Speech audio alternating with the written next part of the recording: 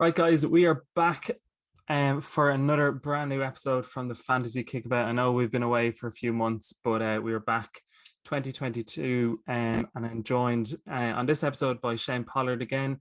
So happy New Year, Shane. Hope you're happy to be back on the podcast and chat some football for the Fantasy Kickabout. Happy New Year, guys. Yep, good to be back. Looking forward to doing more podcasts this year as well. Brilliant. Loving the jersey as well, the Ireland blue that was worn. What game is that worn in again? Was it Qatar? No. Was it Qatar? Yeah, I think it might have been, yeah. Yeah. The Callum CR7 masterclass. Yeah, I just jumped on the bandwagon, got it. I saw it on TV. Brilliant. But yeah, good to have you back, Shane. Just for our listeners, we are going to be running through team of the season so far. So both myself and Shane will be given our 1 to 11, and we might even go through it kind of position by position. And we're going to name obviously our player, but also some honourable mentions if we can manage to pick some out, because it's been a bit of a strange season so far. There's been a lot of players that have stood out, but not too many that have kind of followed behind for certain clubs.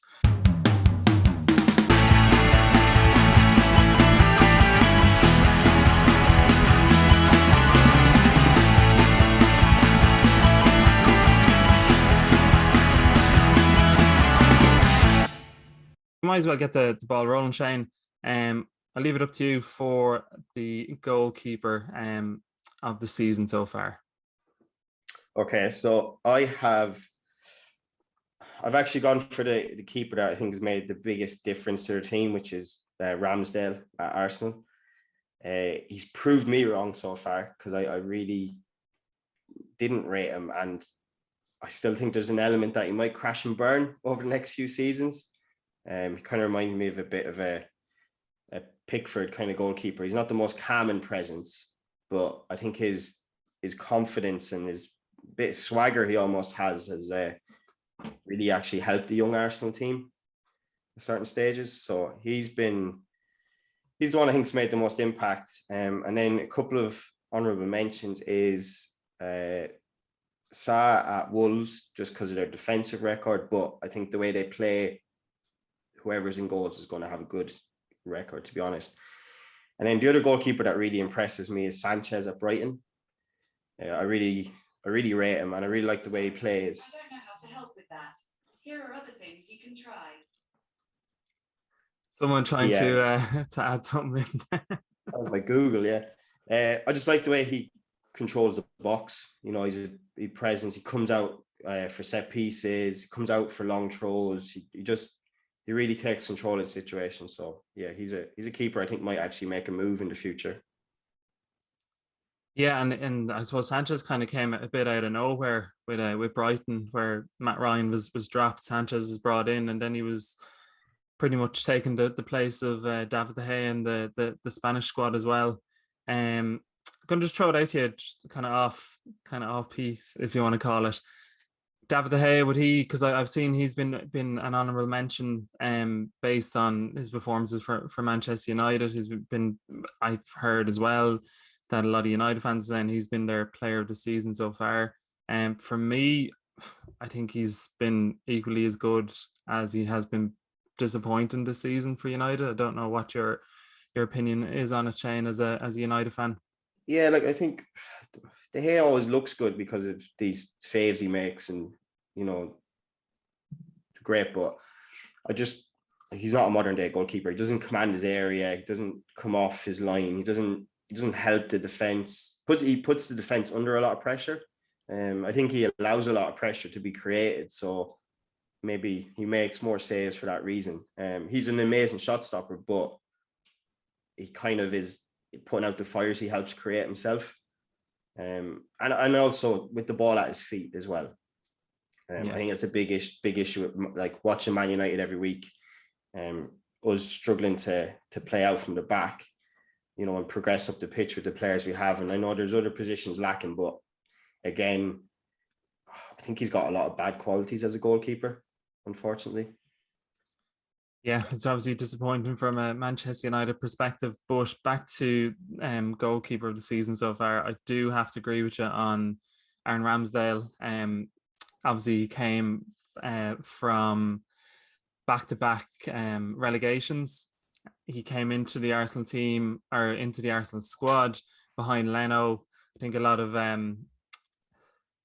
rival fans kind of laughed at Arsenal paying, was it 32 million, I think was thereabouts for him, even a bit more maybe for Ramsdale, but he's very much kind of owned that position, pushed Leno to the side. I think it's 9 clean sheets for Arsenal, and he's been a huge difference in where Arsenal are at the moment compared to where they were after the first 2 or 3 games of the season. So I do have to agree with you on Aaron Ramsdale. I did, probably similar to yourself, didn't think I'd be saying Aaron Ramsdale for goalkeeper of the season so far at the very start of the season. I thought he'd be sitting on the bench, if I'm being honest. I was like, why are they spending that money on a goalkeeper when they've got other positions they need to fill? But it's all wrong so far. 100%. Fair play to him as well. I still think he might crash and burn on. I'm just putting it out there. I don't think he's going to be a top goalkeeper for the next 5 or 6 years.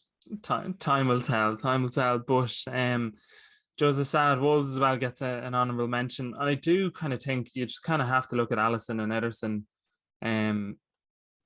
with obviously City and Liverpool keeping as many clean sheets up the top of the table. I know there's a bit of a gap at the moment, but they may only have 1 save, max 2 saves to make in a game, and they generally tend to pull off those saves.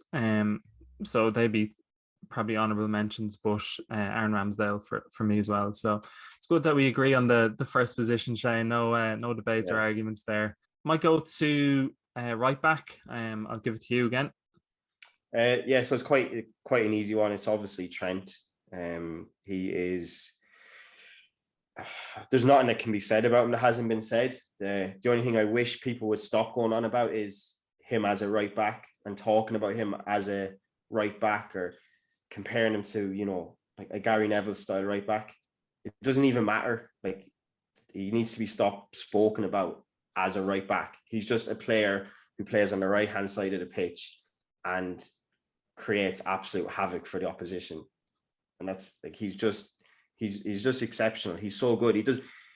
The team is set up to allow him to play that way, so he doesn't need to be a traditional right back, I just love even as a Man United fan, I just love watching him play. He's just brilliant. Honourable mentions, I went for Reece James. Has been very, very good at times, but he's missed games, either having been dropped occasionally or injuries. So he's fluctuated a bit. Livramento at Southampton started the season very well, looked really good going forward and defending. Looks like he's going to be a good player. And then I actually just put down Tomiyasu from Arsenal as well. The times I've watched him play, very athletic, powerful, confident right back, and he's made a big difference to that side too when I've watched him. But Trent all day is just different level. Yeah, and there's nowhere else I can really look apart from Trent Alexander-Arnold as a right back. Honourable mentions I had down as Reece James as well, Livramento.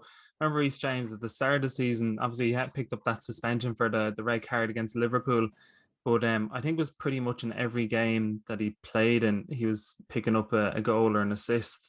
But he's his form has probably died down a little bit over the last couple of weeks. Kind of with Chelsea as a whole, maybe losing Chilwell on the other side as well has played a part in that. I also had Livramento based on his start to the season, and there was rumours at one stage I think that he was going to end up as a right mid for Southampton and Walker Peters in right back behind him, but he's held on to that kind of right back position. I think he played 1 game as a centre half as well, so quite versatile. Probably a bit of a steal for Southampton to get him in as well. After they tend to lose a lot of their key players to the bigger teams. We again agree on Trent Alexander-Arnold as our right back. I don't really have to add much to what you said, Shane. easily the best right-sided player, we'll call him, in the Premier League at the moment and for the last couple of seasons. Might move over to the other side. Left back, I might kick this one off with I'll just name a couple of lads, honourable mentions. I think Andy Robertson has kind of picked his form back up to where he's consistent every week and performing for Liverpool. I think Liverpool fans will be happy to see that he is back performing as well. I know he got his red card recently, so it meant he was out suspended, and he missed a couple of games at the start of the season as well. But he's been thereabouts, kind of getting back up to his level. I don't think he'll quite hit the same level he hit from a couple of years ago, but I think he's kind of moving that direction, but won't quite hit it. As I mentioned, from Chelsea, Ben Chilwell had a really, really good start to the season, and banging in goals, assists as well. Unfortunately, he's going to be out for the rest of the season. And I went with a bit of an outsider as an honourable mention as well. The left back at Brighton, Cucurella, I think it is how you pronounce it. I think he's been Granada, was it? I think. Yeah, Spanish club, but I think he's been quite decent. Kind of came out of nowhere, put in a good performances in any of the games I've watched with Brighton's been kind of key to their attacking strategies. But there can only be one person at left back for me. It's Cancelo from City. It seems like he's a different role compared to last season. He's not as much in the center of the park, but he's still coming up with like brilliant assists. I think he's only gotten the one goal in the Premier League this season, the one against Newcastle. But he's just so versatile, can fit in anywhere, always reliable, and he's probably one of those, again, took a season under Pep to really pick up his form and kind of understand what he needed to do at City. So that's why I went with Cancelo at left back. Yeah, no, I'm the same as well. Like Cancelo is my choice. I like that he's a bit nasty as well. Like City have a few players like that. You know, they'll give you a kick. They kind of look out for one another as well. You know, they play lovely football and all that, but they're probably the most cynical team in the league as well at the same time. And I kind of like that element to him. He's not afraid to pick up the yellow cards and the fouls when necessary. Just really intelligent football player. The only one I'd like to add to the honourable mentions, and I know he's missed big chunks of the season, but is Tierney at Arsenal. I actually, when he's fit, I think he's as good as, Liverpool fans are going to hate this, but he's as good as Robertson, that very similar style of left back. He just unfortunately misses so many games that he's not in that bracket, but when he does play, he's exceptional. His final ball is brilliant. He's very good crosser. He doesn't just put it in there, like he's always picking someone out. And I don't think it's coincidence that him being back in Arsenal side recently with that run of form again, you know, really stood the test of time. I can't believe all the Arsenal players were mentioning after the start they had to the season. That's so true, yeah. So so 3 out of 3 so far with the team of the season. Maybe centre halves might kind of divide opinion between us. I'll let you go if you want to name your 2 centre halves and then your honourable mentions as well. Is it bad that I'm still looking at? I've got 3 down here and I still haven't completely decided. I'm going to go with the ones that I initially went with myself, and then I'll give my honourable mention. But I went for Rudiger at Chelsea. Obviously very good defender, but he's added goals massively. You know, he's a massive threat. Not just at set pieces, but even when I've watched Chelsea, he's very good at helping progress the ball up the pitch. You know, he's very comfortable in that way. He also has come across as a massive leader in that Chelsea team. Again, nasty, likes to get involved in stuff, likes to wind up the opposition, but he seems to be the player that when they're, you know, maybe struggling to get going in a game, he tries to inspire in different ways. And then I've actually gone for Ruben Dias again. I think City's defensive record, and I know they're obviously a very dominant team, but the way they play so high, there is a lot of pressure on those defenders. And he seems to, no matter who plays beside him, he's the one that's always there, you know, and he's been very good again. And then my honourable mention is actually, I've gone for Matip at Liverpool as my honourable mention. Been nice to actually see him get a good run of games and stay fit. And, you know, he's mainly kept their big summer signing out of the team. And, you know, like a lot of people probably presumed Konate would just come straight in and be there beside Van Dijk. But yeah, Matip is just very, very good. And again, very good on the ball as well going forward. He's going to score one of these goals one day where he dribbles by about 5 players and scores. He seems to always just get stopped at the last moment. But yeah, that would be my choices. Yeah, and to be honest, I was quite similar. I was jumping between 3 players, and the 2 of the players that you mentioned as your choices, and then obviously Matip. I end up going with Diaz and Rudiger. Again, quite similar to the reasons that you gave, Shane. Diaz is just, since he's come into Man City, he's made such a difference to that back line. They just don't concede goal. I think they've conceded 12 goals this season. 13, yeah. Which is quite good as well, considering we might say that the league has potentially improved in amongst all the teams. So Diaz in there, he just makes such a difference to that City side. I went to obviously with Rudiger as well.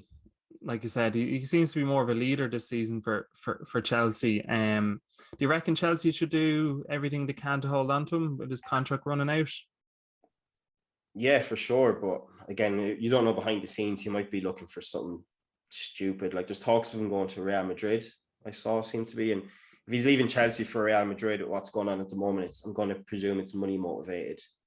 You know, but yeah, he seems to be one of those players that's really like thrived off having the fans back in the stadium.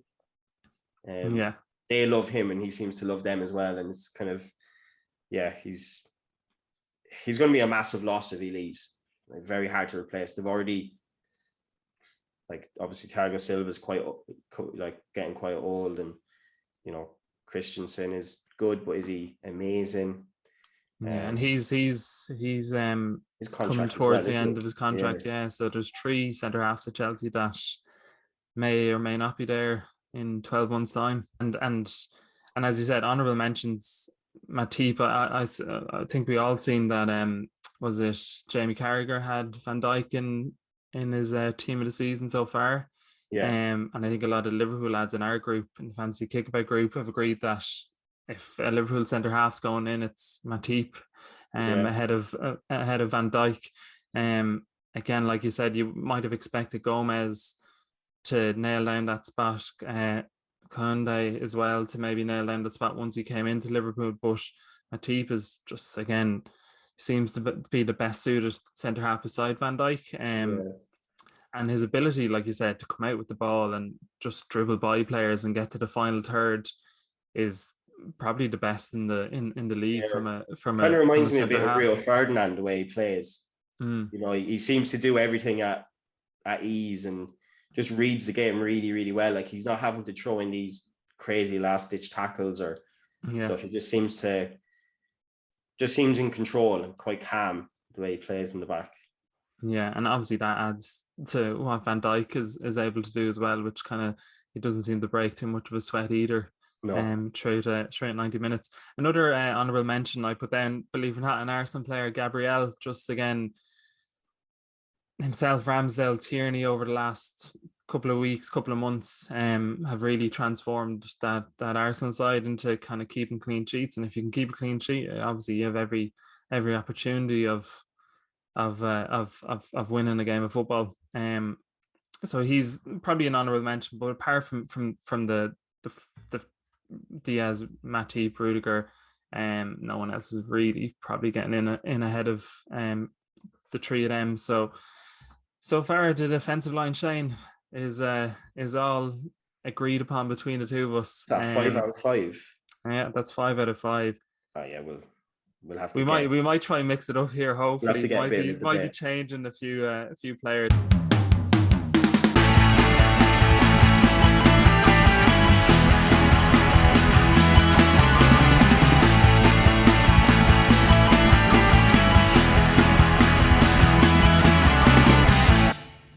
We decided to go with a 4-3-3 formation.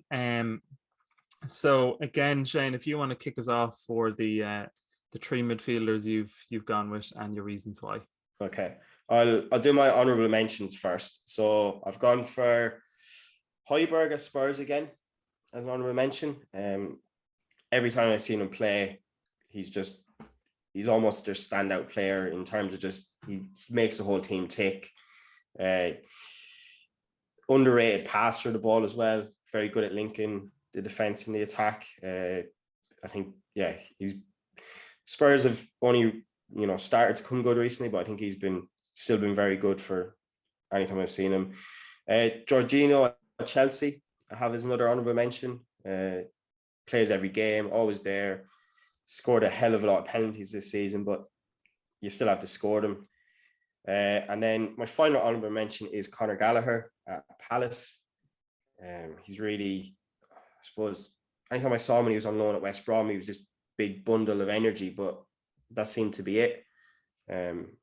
Just seemed like a good athlete, got around the pitch, got involved, but really added the goals and the assists, and just seems to have a lot of confidence. And Vieira has very much proved me wrong with Crystal Palace this season. I had them down to get relegated, and he's really not an easy thing to do with taking over a squad like that. But players like Gallagher have obviously seem to really enjoyed trying to play a bit of good football and, done really well in it. I'll go on to my choices then. So the easiest one for me was Bernardo Silva. I've gone for, a player that nearly left in the summer.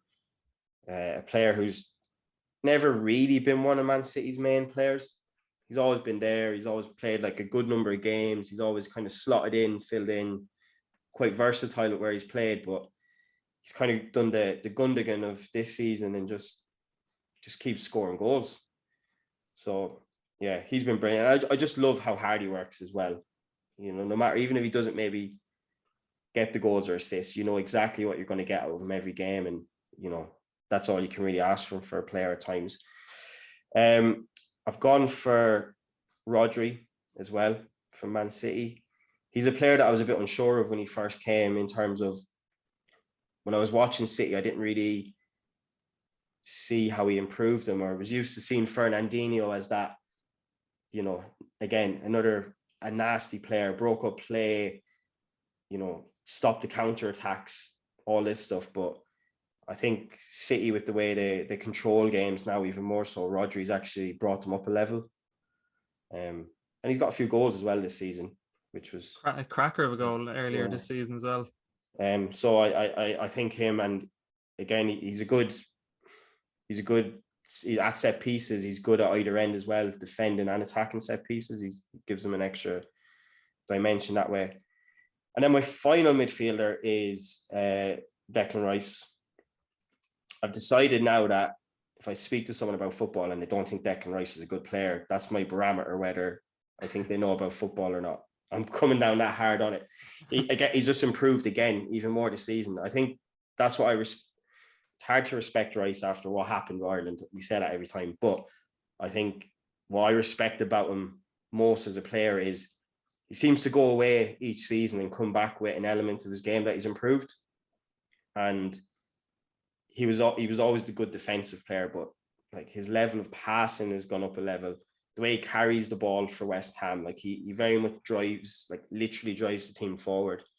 A few assists and stepping up to take a couple of penalties this season as well. And the games in the Europa League as well, he seemed to be the player that was, really standing up those tough away matches. And yeah, I can't see him staying at West Ham after this season. I know they're flying again, but someone is surely just going to go, here's the money, we'll take him for the next 7 or 8 years and he'll be there in their midfield. So here's a question for you as a Man United fan. Would you take Rice or Jude Bellingham? If you could only take one. Put you in the spot. I would take Rice because if I was at any other club, I'd take or not any other club. If I was one of the other big clubs, I'd probably pick Bellingham. But for what Man United need, I'd pick Rice. Yeah.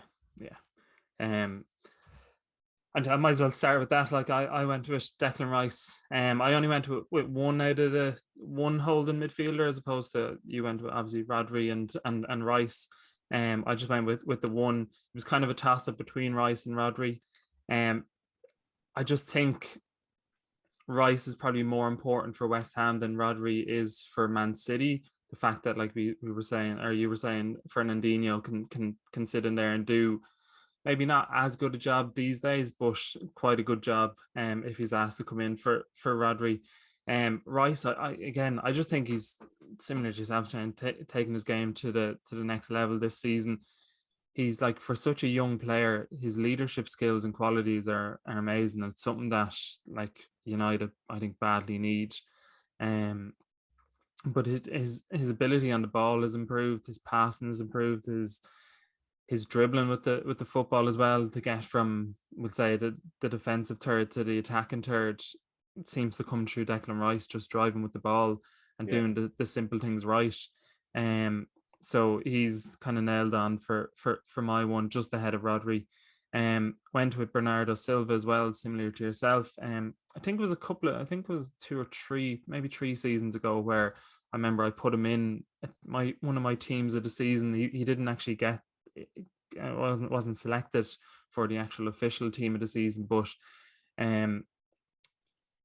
he just is a joy to watch, isn't he? He's like everywhere on the pitch, coming up with goals, assists, creating chances. His attitude on the pitch as well. Like, it seems that maybe it has bothered him behind the scenes, because he was looking for a move over the summer to Atletico Madrid, I think, were rumored to be after him. But he seems to just get on with it, and like, even if he's not been selected, he puts in an 8-9 out of 10 performance. So he's been a huge even if he comes on for 10 minutes, he always makes a difference. Puts in the same effort. He makes a impact, Yeah. So he's been a very important kind of asset to City again this season. He probably has been their most important player. If maybe, I know we could say Rodri and Diaz could be in there as well, but I think Bernardo Silva has been able to kind of play the role of Kevin De Bruyne to a certain extent when he was out. I know his positions have kind of rotated over the last couple of weeks with Kevin De Bruyne coming back in. And then I've actually gone with Conor Gallagher as the other midfielder. I just think, again, Palace rely so much on Wilfried Zaha to come up with goals, assists, just big moments in games. And Conor Gallagher seems to be the one to be able to take that responsibility from Zaha. And he's been a huge part of why Palace Vieira have done so well this season. Similar to yourself, I had Palace to be relegated based on the squad Vieira inherited, and even the signings they were a bit unknown. Gallagher, when Palace signed him, we were a bit unsure as well. Like, I don't think anyone expected him to be involved in whatever 10-11 goals this season for Palace. So he's been put in my midfield. So there's a little bit of a debate between us for you think he'll go back to Chelsea? In a way, I hope he doesn't, for his own sake.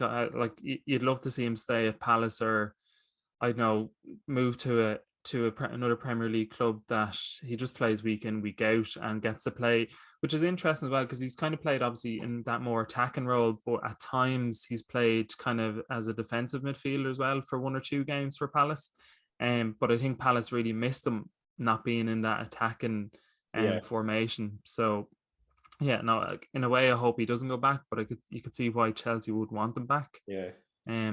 But I don't know, could you see him getting in ahead of the way Chelsea played Jorginho, Kante? That's kind of more realistic, where he's going to play, possibly ahead of Mount. I doubt it. I don't think he really fits the if they're going to continue with the system they play, I can't really see him fitting in. Yeah. But yeah, I would hope he goes and just be, he's the main man at a club, or I wouldn't be surprised if someone like an Aston Villa, who's ambitious and got a bit of money, someone like that might be interested in him. And yeah, I'm sure Steven Gerrard potentially could turn him into bring him to that next level. Maybe not quite Steven Gerrard level, but yeah, could kind of transform to the next level. Yeah. So do you want to just give us your three midfielders again?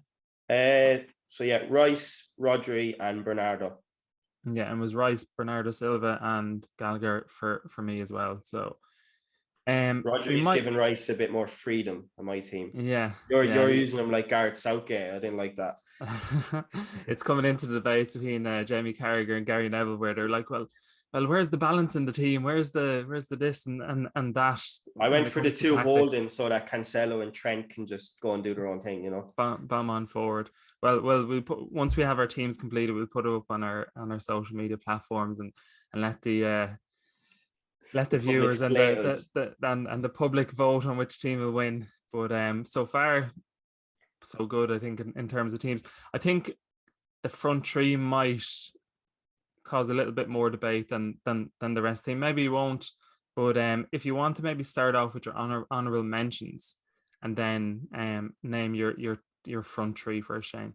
Okay, so I've only got 3 honourable mentions. I've gone for Dennis at Watford as an honourable mention, just to be putting the figures up that he has in that side. I think even recently, like the Man United game is the only game they've won in the last 7 or something crazy, and he's still, even in they're losing 3-1, 4-1, he's still the only threat they have. And he's just come out of nowhere for me anyways. I see, was it Club Brugge he came from? I think it was, wasn't it? I think it was the Belgian League. I saw something like the manager, the director of football, there was like a meeting over why he was let go for so cheap now, because he's doing so well in the Premier League. But I think to be putting the figures out in a side struggling so much has to get a mention. And obviously, just on Dennis as well, it's news today, I think, that he's going to be staying with Watford and not going off to the African Cup of Nations. It's a really weird one, isn't it? Like because I thought he tweeted the other day saying, it's an honor to be called up. Yeah, and now they're saying it's over an admin error. So I don't. Yeah, it's a bit of a strange one. That we won't get into it because that competition gets disrespected massively, and I know it's the timing of it isn't ideal, but you couldn't imagine something like that happening with a player going to the Euros or Copa America. Just wouldn't happen. But good for Watford. Yeah, great for Watford. But as you said, that could be a debate for another day. It does seem crazy. My other honourable mentions are, I've gone for Rafinha at Leeds. Similar as Dennis, again, literally one man army. Leeds have struggled massively. They've been very, very poor nearly every time I've watched them. But he is, again, kind of lead by example. He's a leader in a different type of way. He constantly wants the ball. He constantly wants, he doesn't shy away. He's trying to drag that team to safety at the moment. And it's a struggle with him with all the injuries they've had, and certain players like buying Dan James when he's a championship level footballer hasn't helped. And it's just but again, he's just been brilliant. He won't stay at Leeds after this season. I don't think. I can't see. Where do you think he could end up going? I think he's good enough to go to like a top 4, maybe again Liverpool might look at him as a long-term replacement for one of their players. Just depends whether he wants to be someone that's playing every week or he wants to go and rotate or be at a top club. But I can see him going to one of the like proper top 4 in the Premier League, or he could even go to one of the big German clubs or Spanish clubs. Like I do think he is that good, and he's obviously the right age as well. And I don't think he would be stupid money at the same time. But very impressed by him. He's an exceptional talent. And then my last honourable mention is I've gone for Saka at Arsenal. I find him a bit of a strange player sometimes. Looks good, technically good, kind of, plays in different positions and all that. But he's done that thing to bring himself to the next level. He's added goals and assists this season. Like, he looks a threat. He looks like he's going to score goals. He seems to be torturing every single left back that comes up against him at the moment. And he just, if he keeps going this way for this season, you could see him the kind of player that gets, 12 goals and 12 assists, or, that kind of thing. And that's like really top level stuff to be doing. So yeah, he's impressed me. He's impressed me quite a lot this season and just gone to that next level. And he's just a likable guy as well. Yeah, no, he is. Just be enjoying it. Yeah, no, he seems like, I don't know, he's he probably, I don't know, I can't remember what age he is. Is he 20 now at this stage? But I'm going to say he still comes across as a kid just going out, enjoying football, has a smile on his face most of the time. And interesting as well how many kind of Arsenal players have made kind of honourable mentions in our just recency bias, isn't it? No, 100% over the last, would say, month and a half maybe. Yeah, they've just been flying it, and it's, I'm sure there would have been more Chelsea players in there if we had done this 4 weeks ago and stuff like that. But yeah, they've just impressed me, and I think they have to get a lot of credit for bouncing back. Like, I remember in the WhatsApp group we were talking about what odds they were to get relegated after the first few games, and and they're a really young side. The fact they have bounced back, the fact that Arteta looks like he's bounced back as well. It does have to be appreciated for sure. Yeah, no, definitely, and you'd like to think Arsenal fans do appreciate kind of where they've come from the start of the season to where they are now, because after 3 games you wouldn't have thought they would have been even competing for top 4 with their how the team was playing, the signings they were making at the time. Again, we obviously mentioned Ramsdale, everyone was questioning as well, but they've bounced back, they're doing well. Whether they can keep that up and get top 4 is another question, because they're coming into some difficult fixtures now. So yeah, and I'm sure they'll struggle a bit, like being such a young squad. They're going to have inconsistency and that, but I think they've got a really nice like age profile of that squad now to build for the next few years. Yeah, and see where they go. And there seems to be a lack of ego. They seem to be like the opposite of Man United at the moment, where there's a real collectiveness, a lack of ego. They all like one another. They're all playing for one another. And then as a Man United fan watching them, they seem to be the complete opposite. And it's pains me to say it. Yeah, no, it must be very painful, because obviously Arsenal were the laughing stock at the start of the season, and even parts throughout the season. But it seems like the roles have been reversed now over the last couple of weeks, which is obviously disappointing to see, but might make things a bit more interesting, because no one had Arsenal to be in top 4 contention. So it just adds another team to that kind of battle between now and the end of the season.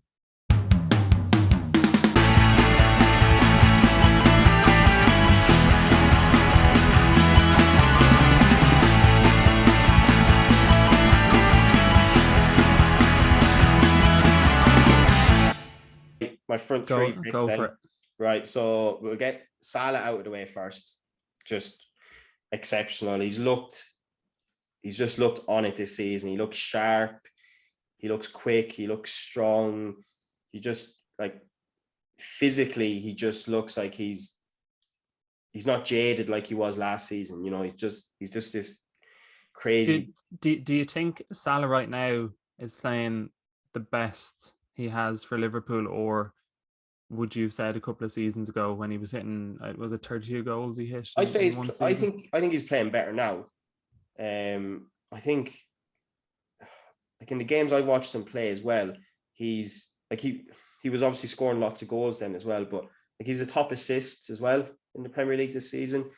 And like, bear in mind, Firmino's missed a lot of games. Mane has been very hot and cold with how he's done it. There's been times where the midfield hasn't been fit and available that they might have wanted, but he's just been exceptional. And I don't know what Liverpool are going to do with his contract, but it's a massive decision for them to make, and I presume he would want to stay. I know. Apparently, I've heard from one or two Liverpool fans that he is like the contract's pretty much there to be signed. Everything's agreed. He's just waiting on what players Liverpool are going to sign, which I don't know whether, like, I think he'll either sign or he won't. Like, if Haaland's going to be the one spoken about to come in for Liverpool, don't think Salah would want that particularly to happen, because it's obviously competition for his position. He might hamper the way he plays as well. Yeah, exactly. Making the same runs or been in those goal scoring positions, you don't know. So be interesting to see what happens with his contract. Well, I can't see who he could go to, you know, if the money is the thing, because like obviously the Spanish clubs, but even going to the Spanish clubs, they have the money. The Premier League is where the top players should want to be right now, you know. So we'll see what he does. I've gone for Jota on the left of my front three.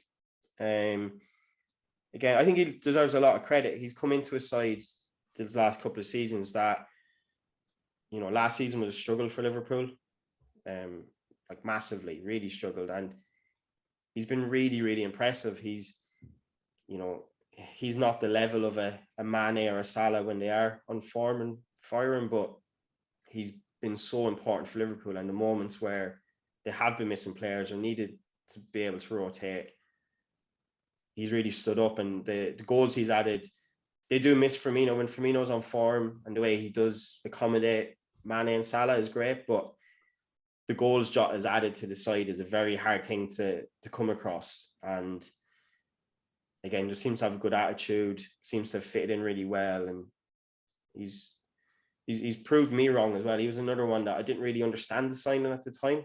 Saw him play for Wolves. He was good, but never really, thought he was that level. But yeah, he's definitely been a success story. And then my final one through the middle, I've actually gone for, and this is the opposite of recency bias because he's struggled a little bit recently, but is Antonio at West Ham.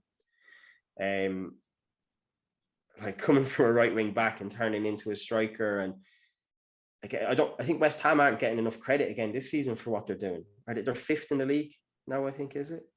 Yeah, they were fifth. Actually, the Man United overtaking them potentially. Maybe, yeah. But even the fact that they're like, in and around those places again, and like everyone thought there was going to be a drop off. And also with European football as well, that the fact they've been able to keep that up, because normally you see a team who qualify for Europe potentially be fighting off relegation or kind of just mid-table, nowhere to go really. So credit to David Moyes and the West Ham players. Yeah, for sure. Like they deserve massive credit. Anytime you watch them play against one of the big sides as well, they always make it difficult. We've seen the games against Liverpool and Chelsea this season. We saw the one against Man United where De Gea saved the penalty in the last minute. Like they deserve nothing but respect as a management team and as a squad of players, because they do give it their all, and they don't play bad football either. It's not it's not this prehistoric style of just lumping it forward or anything like that. Like they just play smart. They utilize their strengths, and I think Antonio he's still scored quite a number of goals this season. He's got quite a number of assists as well, and just the work he does for the side. There's times where they're playing against the bigger sides, and he almost plays as a winger when the team is defending, and then he's trying to get up front to give them an option afterwards. And you can never, again, another player, you can just never doubt the hard work they're putting in. Yeah, and I suppose another important thing with Antonio is that he's been able to stay fit for pretty much most season. I think he was suspended for a couple of games for a red card or whatever he got earlier on in the season, but he's been able to stay fit, which has been really, really important. I think he's contributed to, I think it's 12, 13 goals for West Ham this season, which when you have the likes of like Bowen, who potentially could have made the team based on recency bias, but he's coming up with a lot of assists. I think actually he's ahead of Salah now. I think. Well, he's gone ahead, is he? Yeah. I think he might be on based on his tree there the other night. Yeah. But he's a player that's come from obviously Championship. That's again, West Ham are getting the best out of a player who's come from the Championship. He's creative. He's able to make things happen. So again, credit to West Ham, credit to Antonio as well for we were talking about Declan Rice taking his game to the next level. Antonio's probably done the same this season where he's added more goals. I know recently he's kind of been off the boil, but yeah, he seems to have a little bit more composure in yeah, front of goal this season when I've watched him play. yeah, You know, he's taken goals that he maybe previously wouldn't have taken in previous seasons. yeah. So he just seems to be a handful for defenders as well. He has obviously good bit of strength. He's good in the air, good bit of pace on him as well. So, I might as well start with Antonio for me because he was one of my honourable mentions. Again, probably based on how he's kind of not quite hit the back of the net as often as he did earlier on in the season. Probably put him down as an honourable mention. Dennis as well. Again, for all the reasons that you said, Shane, for someone to come in for so little money and be so influential to a team who were really, really struggling to get points on the board. He's made a big difference, and he's been great for a lot of fantasy football managers as well for being a cheap price. Other honourable mention, I gave it to Son. Again, how many times has Son kind of had to fill the shoes of Harry Kane, and he's done it to a certain extent, maybe not quite the level he hit this time last season, but he's still scoring goals, still contributing to the team. So Son is the other honourable mention after Antonio and Dennis. Again, just get Salah out of the way, like you said. Salah's there for all the reasons that you said, Shane. I think a blind man would see that Salah deserves to be in the team of the season so far, without a doubt. Probably the player of the season as well. If I try to think back, how good do you think he's been this season? I was going to say, because I think when we did this last season, I didn't have Salah in my team of the season at this stage, and I think I was the same. A few of the other people might have had him in. Liverpool fans weren't happy with us. We had Son in ahead of him. That was the problem. Yeah. But again, I just think at times he's just unplayable. I think one of the key aspects to Salah this season to compared to other seasons, that the amount of assists he's getting. Because I don't think it would have been, maybe I could be completely wrong, I haven't looked back on the figures, but I don't know how high his assist numbers would have been over the previous season. And I remember there was a few occasions as well, and this is what makes a top player where they are selfish, they are greedy when they're one-on-one or in on goal, and they mightn't get their head up to look for maybe the potential better option. They'll go for it themselves. But I felt like last season he did a lot more of that, but this season he just seems to, I don't know, just not saying that he doesn't make the right decision, because he does majority of the time, but even just with his assists, he's been making those right calls, right decisions, and probably contributing to Jota's double figures as well. He's another one that's made my front three. I think you mentioned, Shane, about Firmino, that Liverpool kind of really relied on him, but at this stage of the season, I don't think Firmino has ever hit double figures in the league. So Jota's adding obviously the goals to it. I think Liverpool are on, is it 50 goals that they've scored this season in the Premier League? Crazy. I think City are 51 based on the other night, but both those stats are amazing when you're just hitting Christmas or just after Christmas. And Jota's obviously contributed to that. He works hard for the team as well. Not quite as skillful as Firmino, but he puts in a shift every single time. Great in the air. Great for a header. That's what surprised me more than anything. Yeah. Even his goal makes there, that same run, gets across the front of the defender and glances it in. And obviously having Robertson and Trent putting the crosses in, it's a great option to have, something Liverpool probably did lack at times before. Yeah, no, definitely. So Jota makes it into my team alongside Salah, and then I went on the far side with Rafinha. Again, I just think without Rafinha, Leeds would be probably in around Norwich, Newcastle, maybe with a win, maybe max 2 wins. Yeah.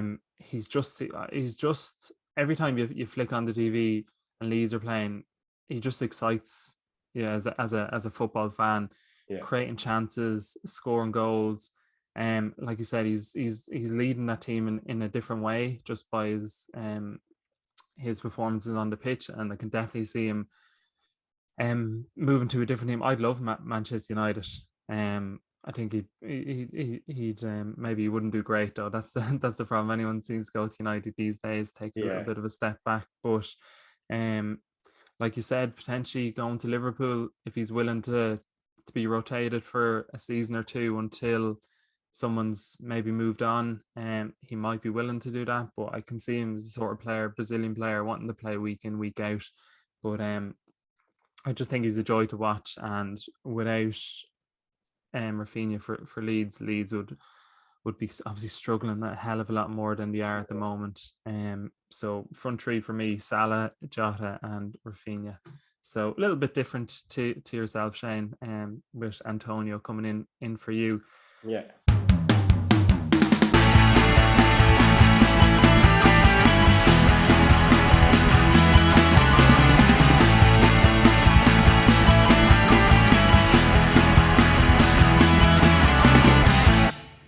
Before we do finish up, I might ask you a couple of on-the-spot questions, Shane, if that's all right. Of We course. might go with the first one, signing of the season. Who would you put down as your signing of the season?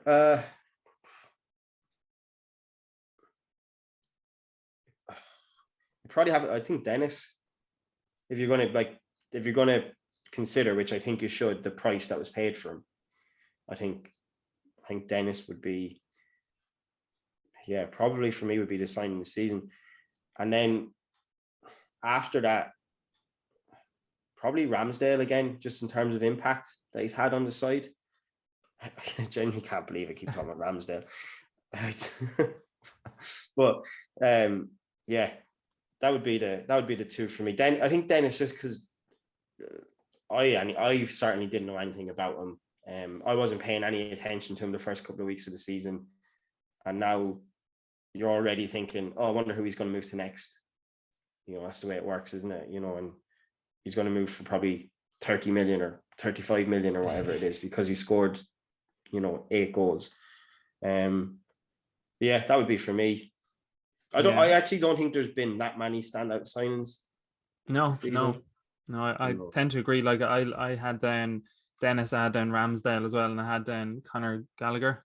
But like I know he's a loan signing, so whether he falls into that bracket or not, so that's a grey area. But I think Edward at Palace as well. I know he's not played all the time, but you can see in recent weeks that he's starting to find a bit of groove, and I actually do really rate him as a player up front.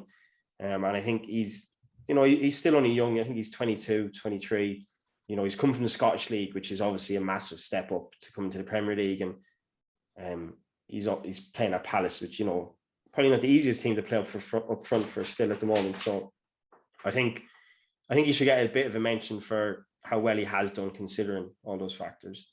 Yeah, no, he's definitely a good shout. And you wonder if he's able to obviously bang in a few more goals, just confidence kind of gets a bit stronger, and he's banging in a few more goals and kind of helping Palace kind of overachieve, I suppose, this season. Yeah, he seems to have taken the role from Benteke now again, because it was kind of rotating between the two of them, but he seems to have been given the nod, and I think that will only help him in the second half of the season. Yeah, no, 100%. Next question, biggest disappointment of the season. So you can either name a player, manager, or a team. Oh, easily Manchester United. Easily. The club feels like it's at more of a shambles right now than when Mourinho left. For different reasons. We've got a much better squad now, but the fact we've got this squad makes it feel worse, and that's why I would have them as the biggest disappointment. It's been, I don't think it would be fair to name any player right now. We've played half a season, we also had a crazy season last season. We had an international tournament. We have COVID. Players are going to struggle for different reasons that none of us know at the moment, as well as their football and coming into it. But, you know, you can talk about Lukaku, Sancho, Grealish, all these players. In 6 months' time, they could be all the best player at their side. You know, I think it'd be a bit unfair to name any of them, but I think Man United is a football club. That be the players, the management, the structure of the club in terms of, you know, getting an interim manager in now and having no, you know, backup plan, maybe not getting Conte when he was there and what that seems to have done with Spurs.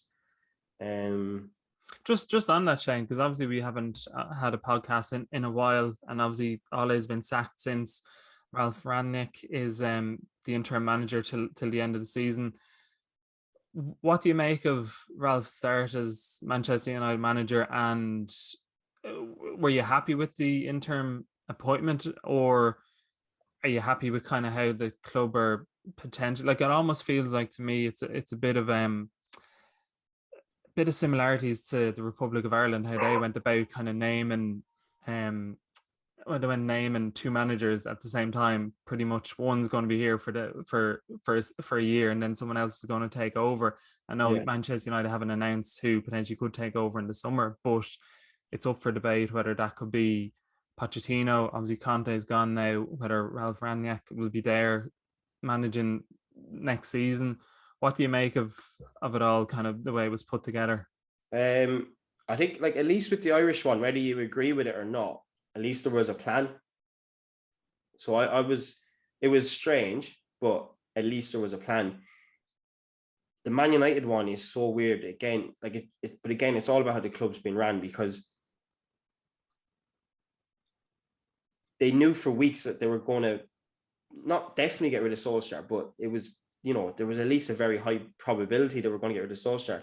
So to get rid of him and then not have some sort of plan in place, you know, whether that had been, you know, we were going to give it to Carrick for the rest of the season, or we were going to, like, I don't think Rangnick was sorted before Solskjaer got sacked. No.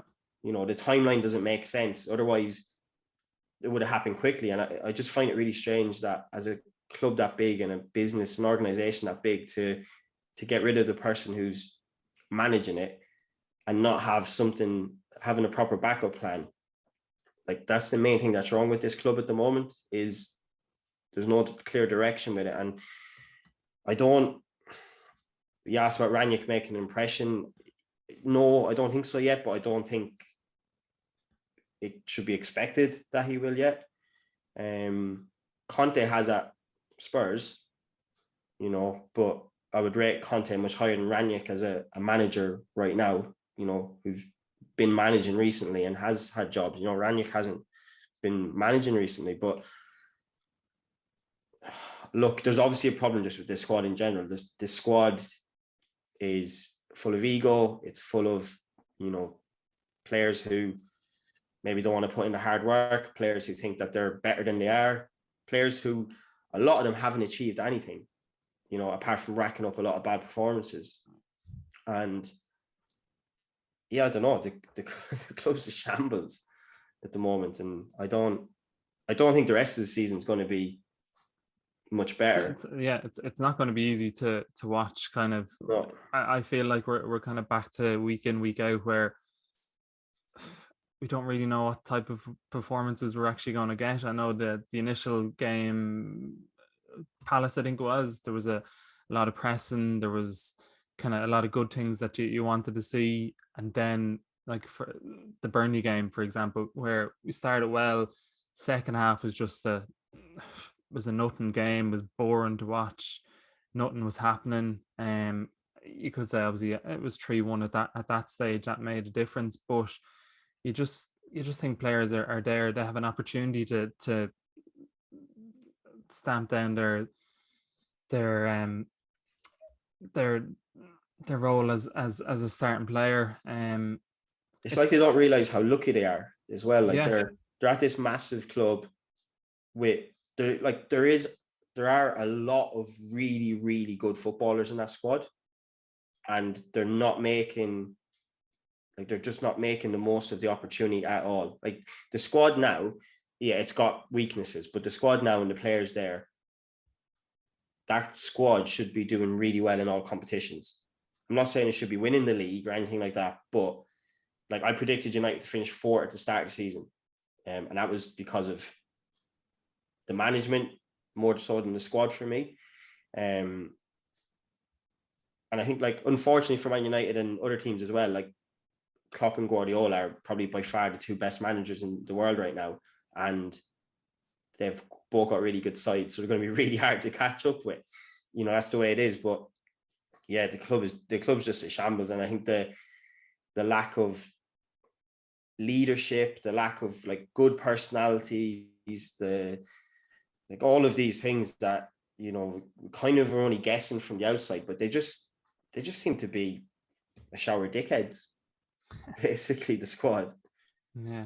And like it's funny you say that as well, because obviously Gary Neville was saying last season, he said there are a bunch of players that you like he was saying he didn't really dislike any of the players based on attitude, and it seems to just completely swung around, and that he hates every single one of them, and Man United fans are starting to dislike a lot of the players that they would have liked for the last couple of seasons, kind of regardless of their performance, that they might have been putting in some sort of an effort. But yeah, I don't know, like you said, it seems to be a shambles, and easily has to be the biggest disappointment of the season. Like I didn't expect obviously United to win the league. I had City down to win, and this is probably me just trying to be optimistic and look forward to a season and get caught up in all the emotions of everything. But I had United down to finish second, and I was expecting kind of City, United, Chelsea, Liverpool to all be within, let's say, 8-9 points of each other maybe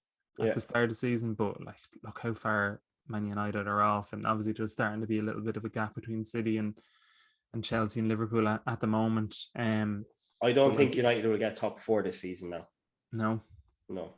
I think at least Spurs will finish ahead of us now. Yeah, no, that's always an interesting kind of question over the last couple of seasons. If someone had asked me, and I remember being asked at the time whether United would get top four, I'd always say, yeah, no, I'd feel confident that they would. They have enough quality based on, and also against the quality of sides that are in, they should have enough to. But right now, like you said, the feeling is the club's in no man's land at the moment. The players are in no man's land as well. And I'd probably be edging more towards, I'm unsure whether they'd make top four, then I'd be sure that they would. Like they should, just because they've got lots of good players and a big salary budget and big transfer budget, and like there should be enough good players that you just kind of automatically win enough games, no matter what the management or the structure might be. But it seems, I don't know, it seems to be as low as it's been for a long time right now. Yeah, and I know they've just won, but yeah. And obviously that's why you've put them down as the biggest disappointment of the season. I know you were saying you wouldn't really like to mention players and stuff like that, but I kind of just jotted down a few names: Lukaku, Kane, Aubameyang, Havertz, possibly a Chelsea, based on kind of what people were expecting from this season, and maybe even Luke Shaw to a certain extent. You kind of expect him maybe to kick on. Yeah, Luke Shaw and Maguire, I would say, after both having a brilliant Euros as well and a very good season last season.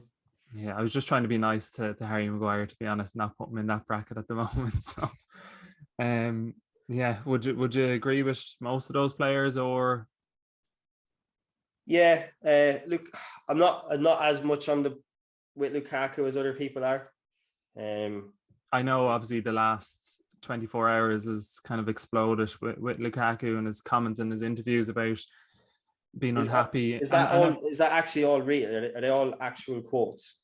Apparently, yeah. Apparently, he said it on Sky Italia, but this apparently it was recorded. I think it was off the back of when Lukaku scored 3 goals in 4 games or something, and I don't think he'd been injured at this stage. Right. So I'm not 100% sure about the timeline, but if that's the case, that's before he kind of was, if you want to say that he was dropped or not selected by Tuchel, even though he was fit and available. Yeah. Quite poor form from him. Yeah, well, he's done it at every club. He seems to do it within 3 months of going to every club, saying how much he misses another one, or dreams of another one, or will be back to another one day. You know, I don't know, it's just a weird personality trait to have. He doesn't want to settle where he is, but yeah, I don't know. I suppose the money he went for as well, but I still think he'll probably score a hell of a lot of goals the second half of the season if he stays fit. Yeah, and that's the thing about Lukaku. He's a great goal scorer. Like Chelsea could turn around and win the Champions League, and he scores a load of goals and helps them win it. And yeah, that's why I don't know. I'm just a bit hesitant to name any players at the moment with how it's been. Like, I would be more likely to put like Kane and Aubameyang in that bracket, because they haven't moved clubs. They're playing for, sides they're used to, and theirs seems to have been more of an attitude problem than a just not playing well problem. Yeah. So for me, that would be more of a disappointment than someone who's joined a new side and just not hit the ground running. Yeah, no, that's 100% fair enough. Got 3 more questions. We might try to get through these as quick as possible. Yeah. Manager of the season so far? Guardiola has to be, I think. They just get on with it. Like, to have that many good players, that many egos, that much of a squad, not have a striker really, and they're just relentless. They just keep going. They've just brought it up another level. Like Liverpool's performance this season so far has been exceptional. And then Liverpool fans are still talking about the fact they might be out of the title race after this weekend. Like, Liverpool have been really, really, really good. And yet the title race could be over on Sunday if they lose to Chelsea. So I think from that point of view, and I'm going to say David Moyes again, because everybody would have expected a bit of, second season syndrome in terms of what they've had. And like you said, a very good point, the fact they've been in Europe, they got out with a group in Europe easily enough. I don't know who's doing the signings, but all of their signings nearly seem to fit. Every time they sign someone, they might not be the best player on the squad, but they don't seem to have many flops with the players and the type of player they're picking. So yeah, I think Moyes should definitely get it, because I think it could have been quite easily for them to drop down to 10th, 11th, 12th, and everyone would have just said, oh yeah, they overperformed last season. This was to be expected, but if anything, this season's more impressive to do it again. Yeah, no, 100%. Honourable mention maybe for your buddy Patrick Vieira. Oh, he's proved me wrong, to be fair. And I think, like, coming in after Hodgson and the way he played and the squad he had to then try and transform it, he definitely has to get credit. And there's going to be times where they probably struggle, more so than they have been even. But yeah, I think he should. I wasn't going to mention Arteta because they've had a nice run of fixtures recently, and I don't know. We'll see how Arsenal are by the end of the season. I think there's an element of having nice fixtures at a good time has helped. Yeah, mind you, Man United haven't made the most of that either, really. But that's another conversation. Right, last 2 questions. You obviously mentioned who's your manager of the season? I had Moyes down number 1, Pep down as number 2, and then I had Patrick Vieira down as number 3. Nice. I had Graham Potter as an honourable mention, just the way Brighton play. Like, they're actually really, really enjoyable to watch. This season, I know they were getting booed earlier on in the season, which grass isn't always greener, if you know what I mean. They've had a hell of a lot of injuries as well. Yeah, like many injuries, like similar to Leeds level of injuries, but they've had a better squad to cope with it. And they've managed to get through it, even picking up points here and there where kind of Leeds haven't really been able to do it. You obviously mentioned that you had Man United down as 4th. Who did you have down at the start of the season to win the league, and who would you say will win the league now? Probably City. I'm pretty sure I had City, Liverpool, Chelsea, Man United in that order, and I still I don't think Man United will get fourth, but I don't know why I think Spurs. I don't know why. I've just because Conte normally achieves something. Yeah, and they when he have goes been. in. I know they didn't win the other day against 10 men, but they should have. But yeah, I don't know. Even the Liverpool game, they just look like they're going to have enough about them to maybe go on a run and win a few games. And Kane looks like he's in the mood again. But no, I think it will finish in that order of Chelsea, Liverpool, or Man City, Liverpool, Chelsea, and then 4. I'm not really sure. Yeah, I'd City down, as I said, and probably City as well. I think one of the lads mentioned in the group, it seems to be any teams that are able to push 10, 11, 12 wins together in a row tend to go on and win the league over the last 3-4 seasons, and City are kind of on that run at the moment. So I think it's just the squad, isn't it? You know, like if you had Liverpool starting 11, Chelsea starting 11, and Man City starting 11 fit for a whole run of games, I know that can't happen, but if it did, I think I don't know. Like I'd have, I don't know, I'd maybe even fancy Liverpool to win it. But it's just like De Bruyne missed quite a bit of games. Grealish and Foden got dropped recently for 3 games, and like imagine dropping Grealish and Foden and not even caring about it. You know, and like Grealish probably will take the full season to adjust to what Pep wants from him. It's a different role that he has. But it seems like over the season, like we were talking about Cancelo earlier, took him a season, took Mahrez probably a season as well, a couple of other, and like look at Mahrez able to come off, like he hasn't played in a couple of weeks realistically, and Sterling as well, like Sterling around goals he scored. Like if Liverpool, same like Mane's been hot and cold for Liverpool, they can't go right, let's rest him for a couple of weeks and bring in someone else, you know. And City just have a lot of very good players in their squad, and I think that's just going to be what wins it for them. Over the course of the season. 100%. Right. Final question. Champions League winners.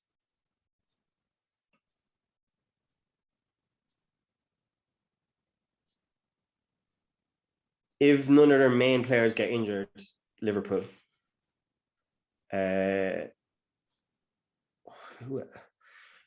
still think it's going to be one of the 3 English teams that wins it. Like PSG don't look like they're going to. I'm guessing they're not putting United in that bracket of. No.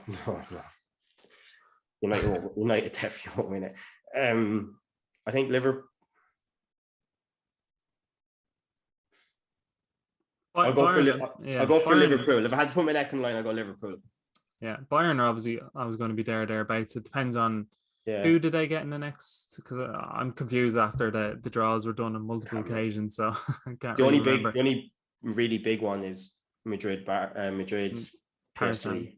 Yeah. The rest of them, the final 8 should be kind of who you expect, and then let's call Man United. I think is probably the only other one that's kind of hard to call.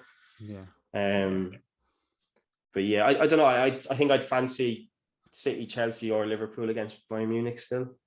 Yeah, probably based on, I suppose, the level of competition that they're obviously facing in the league, and then like I know Bayern have probably, or Borussia Dortmund have kind of half put it up to Bayern, but I think they're already 8-9 points ahead again. So I think Liverpool will just fancy themselves, 2 legs, like playing anyone at Anfield kind of thing, and in the European matches. So, well, the Liverpool fans will be happy to hear that we're finished on that note. Shane to predict Liverpool to win the Champions League. Again, probably the English clubs. I was going to potentially throw in Real Madrid, but just because it's the Champions League, the romantic side of that with Real Madrid Champions League winning it when they weren't potentially playing great in La Liga, the kind of, I wouldn't say running away with La Liga, but they're probably overachieving based on their squad. Ancelotti's done something half decent there with the squad of players that he has, but again, you can't really look beyond your Liverpools, your cities, and obviously Chelsea is the defending champions. I think Real Madrid would get found out against one of the top teams. Probably, but then again, it all depends on the draw as well. Yeah. And there's always kind of one sort of shock surprise. Would you fancy Real Madrid to get through against PSG? I'm going to say yes. Yeah. Because again, Paris Saint-Germain again on their day can absolutely annihilate anyone. Yeah. But I don't know if Ancelotti might just be a bit too clever for and set up in a different way. Probably what the Madrid fans won't actually enjoy or appreciate watching. Yeah. But if you can get them through over two legs, you'll obviously take that, and then obviously that's one of the so-called bigger clubs out.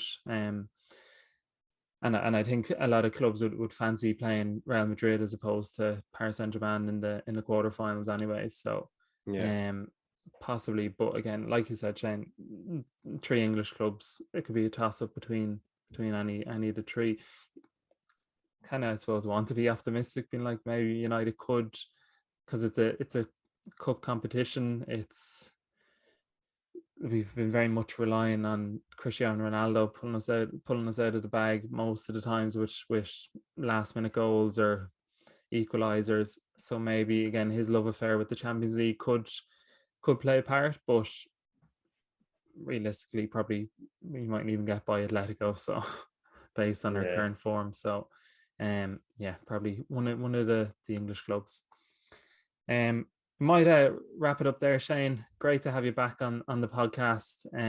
Hopefully many more to come in 2022, but to kickstart the new year, we have obviously our team of the season podcast, and thanks for joining us, and we'll catch you soon, Shane. Cheers, Gary. Thanks.